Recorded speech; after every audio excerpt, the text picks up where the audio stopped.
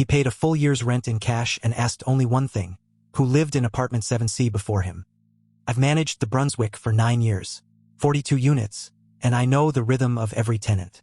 Mr. Okafor wasn't like the others. 60s, soft-spoken. A worn leather satchel he never set down. He didn't ask about the view or the radiator. He just kept circling back, gently, to the man who'd had 7C before him. I told him the truth. A tenant named Curtis. Moved out in a hurry in 2019. Left no forwarding address. He wrote that down like it was the only thing that mattered. Then I started noticing things. He photographed the mailboxes. He asked the older tenants if they remembered a young woman who used to visit 7C, sometime around the spring of 2018. One night I found him in the lobby at 2 a.m., just standing by the elevator, holding a photograph I couldn't quite see. When he noticed me, he apologized and went upstairs. The next morning, a folded sheet of paper had slipped from his satchel by the stairs. I picked it up.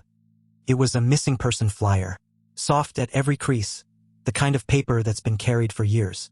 A girl named Ada, 19, last seen in this neighborhood in the spring of 2018. And down in the corner, in faded pen, an address. Ours. The Brunswick, apartment 7C.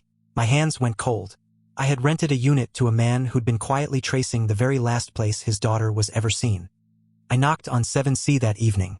He didn't pretend. He'd been a detective once, he said. Worked his own daughter's case until the department closed it.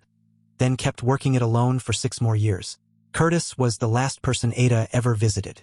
This apartment was the last thread he had left. I asked what he was hoping to find in these walls after all this time.